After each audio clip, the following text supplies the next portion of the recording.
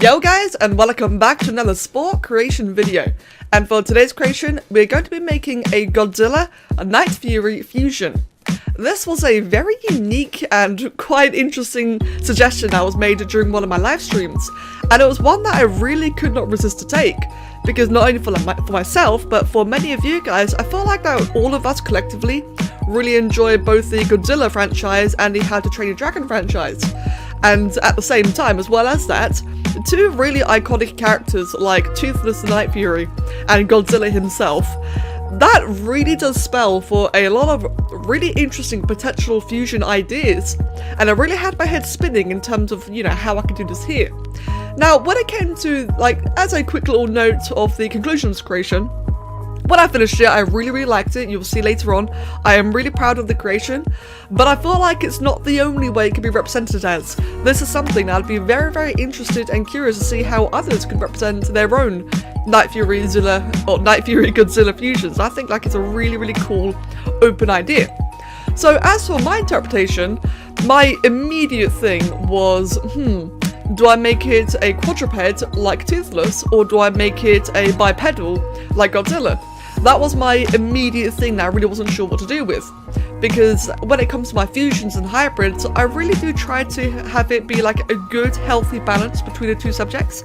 I always try to really avoid going too heavy in one direction or too biased or whatever. So that ended up, you know, having like quite a fair, interesting amount of hurdles throughout this creation. But in the end, I did decide to go for a quadruped. So I wanted to go for the quadruped because I felt like the bipedal probably would have been... The bipedal compared or mixed with the spikes, you've got to have Godzilla spikes. That to me is absolutely required. I think a bipedal form with the spikes would have just been far too much Godzilla immediately off the bat. It would have been really hard to have had that as the start, while still having a good amount of, like, a healthy amount of Nightfury into it. Sure, I could just slap on the wings on top of the bipedal with these spikes, but I feel like that would have been very... I mean, it would be over the top, and I am a fan of over the top creations every now and then, but I don't know, it just didn't gel with me at the time. So I went with a quadruped idea. I wanted a quadruped to be really bulky. I wanted it to be like a really strong, muscular boy. As you can see right now, it's got insane muscles around the chest area, around the shoulders. Its biceps and thighs are really thick. And of course, you know, it's got a really long tail. I made a point to make the tail curved, because that way, in the Spore editor, it would give off the illusion that it's slightly longer than it actually is. Because that way, you know, you can add more space, or I can add more into the space. I wanted that. I wanted to have a particularly large tail anyway, because Godzilla has a massive tail. And it being curved would, you know, again, kind of like be a bit of a subtle point towards Godzilla's tail. As well as the fact that Nightfuries tend to have rather flexible tails anyway. So that's just like a bit of a good old fusion. But yes, so I want it to be like a really buff, muscular thing. That way, it does currently lean towards Toothless, or towards a Nightfury in general. It is like very draconic so far, and that is the style I wanted to keep in the end, as a very draconic-like being. But it takes a while for the Godzilla-esque part of it to kick in. I also wanted to have very large wings. I've decided to point to the wings in a very particular way. Normally in this kind of creation, I'd either have the wings be fairly closed up along the sides of the creation, or I'd have it kind of flared out, open and dramatic. This time round, I've actually opposed the wings in such a way that it looks like a bit of a cloak. Now, had I been doing this in any other program as opposed to Spore, where it's very limited, I probably would have had the wings kind of like draped across the floor. That way it would again be like a kind of a cloak. I'm not sure why exactly I had this idea in mind, but I thought it would just add to the overall, you know, grandiose figure, make it more majestic, more intimidating, just larger overall. And not only that, but also by it being framed in, or it being positioned in such a way, the arms of the wings, if you will, would be kind of like framing above the head. And that's another thing that I see in a lot of like draconic creation, well, not draconic, sorry. In a lot of artworks that have creatures with wings, like demons and devils and, again, dragons, and all these other kinds of things, I've always noticed that the ones where they have, like, the arms of the wings kind of framed around the head in, like, a very... kind of like a semicircle kind of way. It's kind of hard to describe just via words alone. But that kind of thing tends to look very intimidating. And again, that is the kind of thing I wanted here. I wanted this big, scary beast. When it came to the wing membranes, I, as always, struggled with those. I do find making wing membranes very, very challenging in Spore because it's always hard to get a balance between shape, texture, form, function, etc. So I went with like a bit of a feathery-ish kind of thing. It's not meant to be feathers, but I understand they could be confused as such. Basically, with the wings, I tried to make them like a closed version of Toothless. Obviously a lot larger, but with Toothless, he has very, very many like little, I'm not sure what you call them, like fingers, if you will, in the wings. He's got like more than the traditional 4 or 5 fingers. He's got tons of them, and that's where the membrane kind of stretches over and whatever. I kind of tried to mimic that here in Spore, but like I said, bearing in mind form, function, textures, all that kind of stuff, overlapping, animation, and of course complexity, all these different factors make it very, very hard to properly mimic that style. And it's definitely making me more and more want like some kind of custom part to do it. But that's the idea I tried to go for. So it might look a little bit odd, it might look a little bit basic, but you know, with the overall hurdles in mind, I think it's, you know, probably good enough. But I do think that the wings will get overpowered by the spikes later on, which you guys will see when we get to that part. Now, currently, working on the face. So the face was quite an interesting one. Normally it's the faces of the creatures. Whenever I do my fusions and hybrids, it is the face that I tried to make like the proper hybrid-esque thing. Everywhere else I tried to have like features here and there, but the faces, really I tried to have half and half. So I tried to give it the snout of Godzilla, and definitely the brow. So it's got like the really, really harsh looking eyes, kind of like under the very thick eyebrow. That's the kind of thing I went for here. The mouth was a little bit blunter, a little bit wider than I initially wanted, but that way, again, kind of merged a little bit closer towards Toothless's area. So again, trying to get the whole hybridizing. Very, very large teeth, because why not? I know neither Godzilla nor Toothless have large teeth, but I thought like it would be a nice addition to the creation. Again, going for that very large, formidable appearance. Currently working on a large forehead, as you can see here. For the longest time in this creation, I did give it a very, very large cartoonish eyes. The eyes were actually kind of serious at first. I thought about having a large cartoonish eyes because, after all, it is part Nightfury, and Nightfuries do have those lovely, cute, giant eyes. And I thought it would be quite an interesting contrast. In the end, like a couple of days later, looking back on the creation, it just wasn't really doing it for me in the end, but at the time though, I thought it was quite fun. It was definitely good to have during the live stream, a bit of a good laugh. You can see it now. It looked very, very silly, quite funny, but I think in the end, it was too much contrast. So in the end, I kind of like switched it out for a little, like much, much smaller, piercing green eyes. I chose green because, again, Nightfury. I originally would have gone for yellow or red, but it just didn't seem right. I thought green would be like a really nice balance.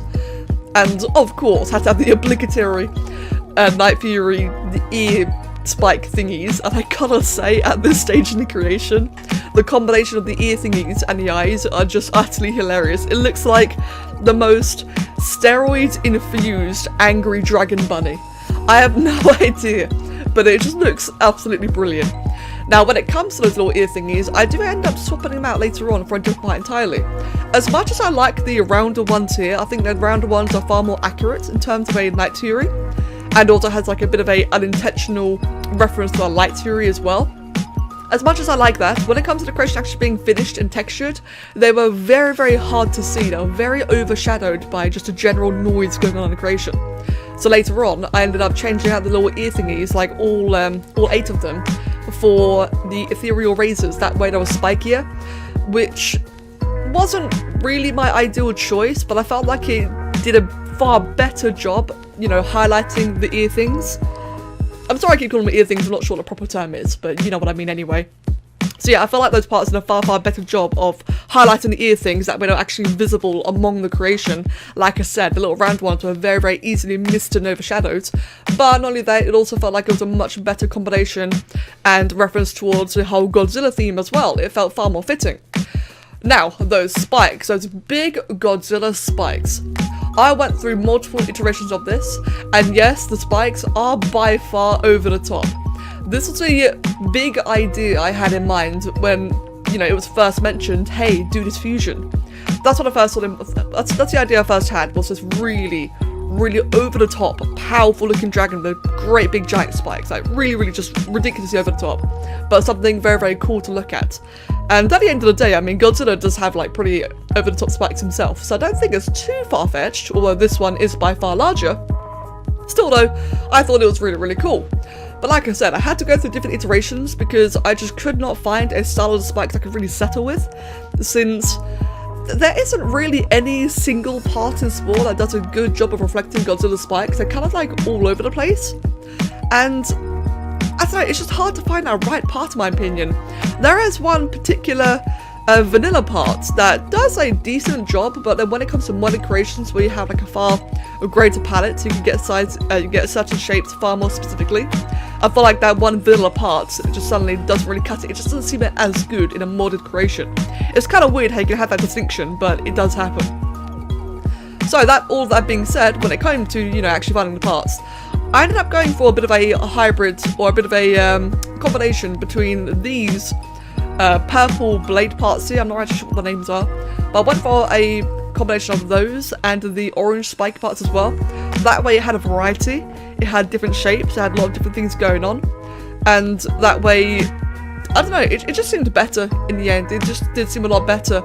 And like I said, I was really trying to go for that very, very ridiculously over-the-top form, and I think that they really, really nailed it. Overall, I'm actually very proud of the creation in general for such a bizarre hybrid idea. I don't know, like I said earlier, I think it's got a lot of potential, and I'd be very, very interested in seeing like anything that you guys had to suggest as well. As I would be up for doing this kind of thing more often. I'm kind of I'm really imagining what would a bipedal version look like. Would it have wings? Would it have spikes? Would it just look like a giant black salamander? It probably would, to be fair. While we're still on the creation, during this phase here, you can see me putting a couple of spikes on the shoulders as well. I did try to have the shoulders be quite decorated, because even though neither Godzilla nor the Nightfury have spike on their shoulders, I felt like it just would have been quite cool to have the overall spikes kind of like, what's the word, like kind of overlap and broaden out, kind of like a mane in a way, like a big lion's mane, again adding to the drama factor. But in the end, it just didn't really seem to work out. And this is why I was saying earlier about how I feel like I could probably do this again. There were certain little features, little vibes here and there that I couldn't quite portray the way I wanted to. But overall, it was a pretty awesome experiment. I was really, really happy with it, like super, super happy. I think a couple more features that weren't really portrayed in the video itself, because like I said, this was made during a live stream, so there's a bit of like cropping and such here and there done. I think some of my favourite, or some little subtle features I haven't really touched up on, were little things like the claws, like the hands. The arms, I actually really like. They do probably seem a little bit thin in proportion to the rest of the creature, but I actually really like the how they work. I don't know, there's something about them. It feels like the little hands themselves, like the hands and feet, like kind of shout to Nightfury to me, whereas the arms and legs kind of shout more like a toned Godzilla. Kind of hard to describe. I don't know, I just really, really like how, like, the proportions. I'm a big fan of that. I feel like that's probably one of my favourite things about this creation is the proportions. Later on, I also go ahead and add a couple of like extra little fins and sails here and there, particularly the tail version on the Nightfury, and the hind dorsal wing thingies on the hips. Not sure what the proper words. When it came to the tail one, I did have people mention that I should give it the little Viking flag thing, and in the end I decided to go against that, only because, well, to be honest, why would it have it? It was never amputated, it was never tamed in any way, it's purely a fictional idea, so I never really felt fitting to have the Viking flag on it. Personally, I like the idea of this just being a specimen of a Zillafury hybrid, as opposed to like a singular character that has like these certain scars and such. I don't know, it's just my opinion, of course. But here we are, here we have Zillafury at last. The colour scheme was a bit of an interesting thing. So the colour scheme, I was originally going to go for like pure Godzilla, so green and brown. That way it, you know, again leaned more towards Godzilla, because it felt like the dragon was probably very overpowering. But then when I added in the green colouring, it just looked wrong. I don't know what it is, it just looked really, really wrong. My stream suggested I added the blue stripes, the blue pattern that goes straight down the back. I utterly love it. It was a fantastic idea on their part.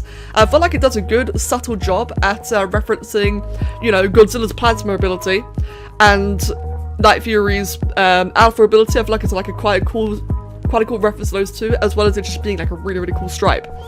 But in the end, when I painted it black to be more like a Nightfury, that's where I feel like this hybrid just became perfect. That's where I really liked it. I feel like it's a really good balance between the two. It doesn't quite have the cute factor of Toothless himself, but you can tell there is Nightfury embedded into it. And of course, you know, the big musculature, all the big bulk, and absolutely the spikes. I feel like those really sell Godzilla instantly. Plus the furrowed eyebrow, which again, in my opinion, is a very iconic feature of Godzilla. So yeah, overall, I'm super happy with this. This is a freaking awesome idea, and I'm very grateful for my stream to recommend it to me. So guys, thank you very much, and also for their inputs. And as always, to all of you, I hope you've enjoyed the video, hope you enjoyed the creation. If you want to make your own Zillafuries, please let me know. I'd love to see your own interpretation. And as always, thank you so much for watching. Hope you have a wonderful day. I'll catch you later.